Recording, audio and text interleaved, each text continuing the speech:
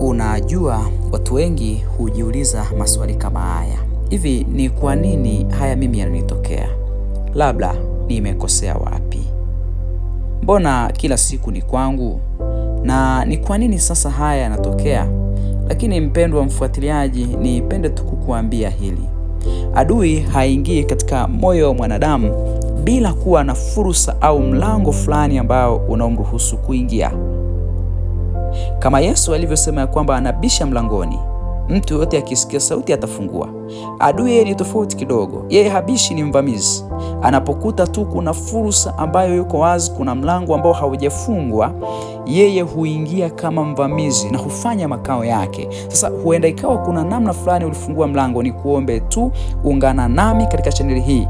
Usisahau kusubscribe chaneli hii ili iendelee kuwafikia watu wengi na kuwa baraka. Ni kuhakikishie tu ya kwamba katika chaneli hii Mungu ataendelea kuinua maisha yako ya kiroho, zaidi sana kukuinua na kukuletea tumaini katika yale mambo wakati mwingine tusiyoyajua. Katika maisha yetu kuna nyakati tunajikuta tuna huzuni, tunalia, tunapitia mambo magumu sana. Lakini tunajiuliza, hivi haya yamesababishwa na nini? Wapi tulipokosea? Lakini nikukumbushe tu rafiki yangu mfuatiliaji ya kwamba kuna nyakati ambapo kuna mambo madogo madogo kabisa ambayo tuliyoyadharau, tukadhani ya kwamba haya ni madogo sana. Mojawapo ya mambo hayo ambayo adui hupitia na mlango mkubwa sana ni yale tunayotazama kila siku na tunayoyasikia kila siku. Katika macho huchukua asilimia kubwa sana ya milango ya fahamu. Yale tunayotazama kila siku na kuyasikia. Neno la Mungu lisema ya kwamba taa ya mwili ni jicho, lakini pia imani huja kwa kusikia.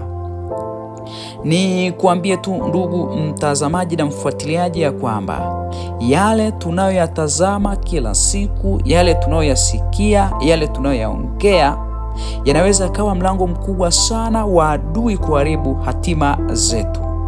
Mimi sijajua ya kwamba wewe unapokuwa peke yako, yapi unayoangalia sana, yapi unayoongea sana, yapi unayojaza moyo wako katika kuyatazama.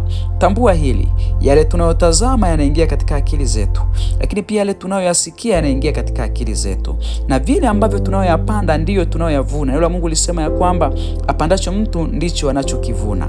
Mimi sijajua ya kwamba unapokuwa peke yako hivi unatazama nini. Wakati mwingine turudi hapa ya kwamba ulimwengu umesogezwa karibu, tunatumia sayansi na teknolojia. Mambo mengi yamesogezwa karibu. Simu yako unapoishika, ni kuulize tu ya kwamba hivi unatazama vitu vya aina gani? Huenda ikawa pia katika simu yako Ibilisi pia, kwa kuwa naye anajihudhurisha katika mambo hayo, anaweza akatumia fursa hiyo pia kuingia katika mawasiliano yako huko kukuletea. Lakini si hivyo tu, kuna wakati mwingine hata tunaweza kutafuta naye adui akajaribu kutusogezea karibu vile ambavyo tunavyovitaka, vile ambavyo tunavyovitazama, yale tunayotazama na kusikia. Mimi sijajua katika runinga yako pia unatazama vitu vya aina gani. Ukiwa nje katika mazingira ya kawaida unatazama nini, unaangalia nini, unasikiliza vitu gani? Hivyo unavyovisikiliza vinaweza vikawa mlango mkubwa sana wa adui kuharibu maisha yako. Maana yake katika kuona nuru inaondolewa, katika kusikia imani inajengwa. Kama unajaza moyo wako mambo yasiyofaa, unatazama mambo yasiyofaa, ni mlango ambao adui hutumia. Wapo wengi wametazama katika mitandao ya kijamii wakaingia katika zinaa, katika ulevi, katika kuvunja amri za Mungu kwa sababu tu ya yale wanayoyatazama. Ninakutia moyo rafiki yangu unanifuatilia hapa Hope Prize Ministry ya kwamba adui sana hutumia mlango huu wa fahamu, yale tunayosikia lakini pia yale tunayoyatazama kila siku. Tumezungukwa na vitu gani ambavyo tunavitazama? Ikiwa mlango huu umejaribu kuwa kikwazo sana kwako, yale unayotazama kila siku, yale unayoyasikia, ninakutia moyo ya kwamba mkabidhi Yesu, natazama mambo ambayo yatakayokujenga na siku kutoa katika uwepo wa Bwana. Ninakutia moyo ya kwamba ukiamua kujitoa katika hilo, inawezekana. Sijajua umezungukwa na vitu vya aina gani vinavyotazama, lakini katika hayo unayotazama, unayosikia, yanaweza yakawa mlango mkubwa wa adui kuharibu maisha yako ya kila siku. Jinasue katika mtego huu. Wapo wengi wamezama huko. Mitandao ya kijamii sio mibaya, ila chagua kipi cha kuangalia na kipi ambacho si cha kuangalia. Yapo mambo ya msingi ambayo unaweza ukaangalia yakakujenga, lakini yapo ambayo yanaweza yasikujenge katika maisha ya safari yako. Jambo lingine ambalo Ibilisi ulitumia kama mlango wa kuingia katika maisha ya mwanadamu ni uvivu wa kusoma neno la Mungu na kuomba. Neno la Mungu limesema ya kwamba neno lako ni taa ya mwanga wa njia yangu. Katika jambo ambalo Ibilisi hulifanya sana katika maisha ya wanadamu ni kuondolea nuru. Kama taa ya mwili ni jicho, kadhalika neno la Mungu ni taa. Kwa hiyo milango hii kana kwamba inafanana kidogo. Watu wengi leo wameondolewa hali ya maombi. Watu wengi leo wameondolewa hali ya kuomba. Watu wengi leo na wanajichukulia kwamba tu ni kawaida. Anajisikia uvivu wa kuomba lakini anaona ni kawaida. Anajisikia uvivu wa kusoma neno la Mungu anaona ni kawaida. Lakini ni kujuza siri hii ya kwamba adui jambo hili analifanya kwa makusudi kabisa. Anajua kwamba akikuondolea neno hutaweza kusimama. Na nikuelekeze tu katika mlango mwingine ambao adui hutumia tena zaidi na mlango huu huingia kwa watu wengi, ni hali ya kushindwa kusamehe. Forgiveness ni zawadi ambayo Mungu ametupatia. Yesu Kristo alisema ya kwamba ndugu yako akikukosa msamehe 7 mara 70. Alimaanisha tu ya kwamba ni msamaha ambao ungekuwa bila kifani, ni zoezi endelevu. Wapo wengi leo tumebanwa katika mlango huu, tumeenda sisi kuomba msamaha kwa Mungu, lakini uhalisia katika maisha yetu tumeshindwa kuwasamehe waliotukosea. Tumeshindwa kuwasamehe waliotuudhi.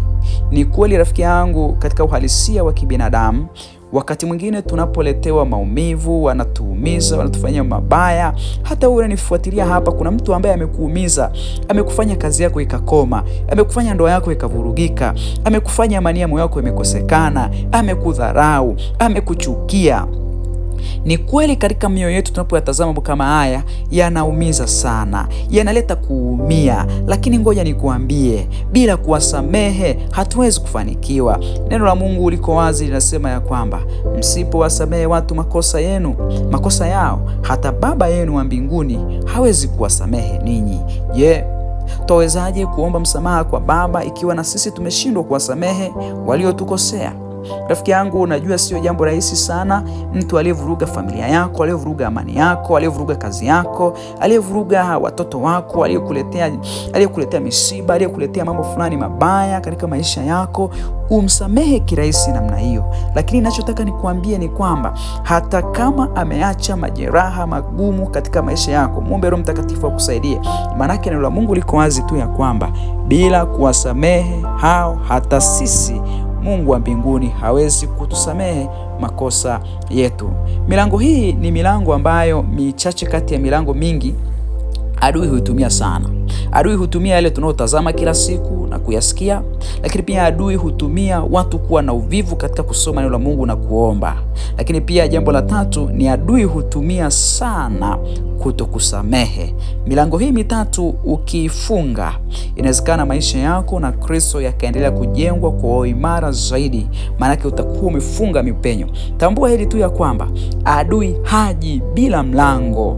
Lazima kuwe kuna mlango tu ambao umeufungua, iwe ni kwa kujua au kwa kutokujua, lakini kuna kaupenyo tu ambako amekapata, na hako ndiko anakokatumia kuharibu maisha. Ni kuombe tu, endelea kubarikiwa katika channel hii katika jina la Yesu Kristo.